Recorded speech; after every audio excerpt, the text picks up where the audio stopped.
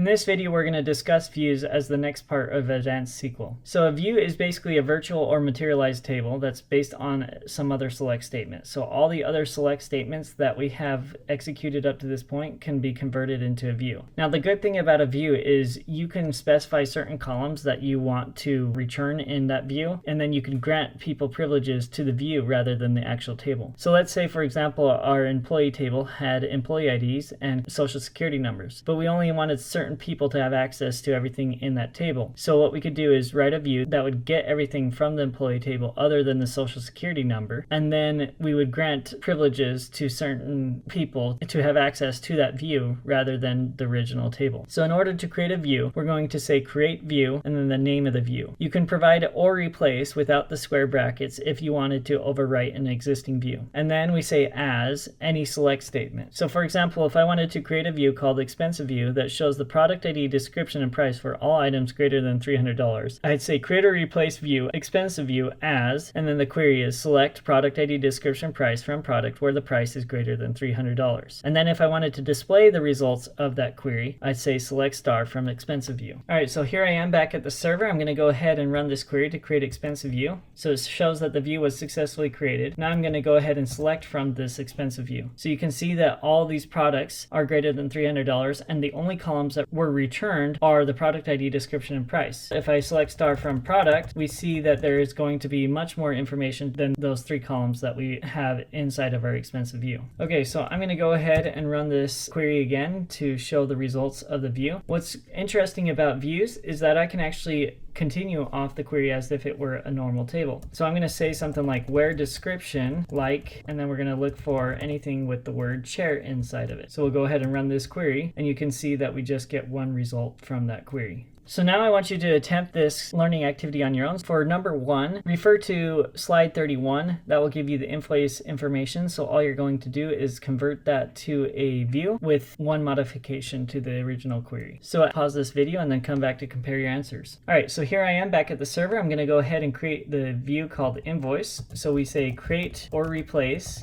view, and then we'll name it invoice as, and then I'm going to use a query. So I'm going to go to slide 31 and copy that query and paste it here. So here is the query from slide 31. I'm going to remove this where order ID equals 2 because that was one of the restrictions of that previous query. Rather, I'm going to create all invoices, and then I could run a where order ID equals 2 later on if I wanted to. So let's go ahead and run this view. And now what I'm going to do is select from this invoice, displaying only those with an order ID and number 2. So select star from invoice where order ID equals 2. Run this, and we see all the results from our previous query. And if I got rid of the where order ID equals 2, we see all the invoice information in our database. One interesting thing that you may have noticed already is that this tab is called tables and views instead of just tables. And you'll see at the bottom are the views that we have created so far. All right, this next query asks us to create a view called the sales rep that displays the salesperson ID and name for all salesperson who created an order for any customer. We're asked to show only distinct records. And then after creating this view, we're asked to select from this view only those sales representatives that serve customers in New York. So to begin, I'm going to first write the query before creating the view, and then I can add the create view syntax beforehand. So we're going to select salesperson ID and the salesperson name, so first name and last name, from the salesperson table. We'll give this an alias of S, and we're going to join this, so inner join, to the order table, put this in tick marks, add an alias of O on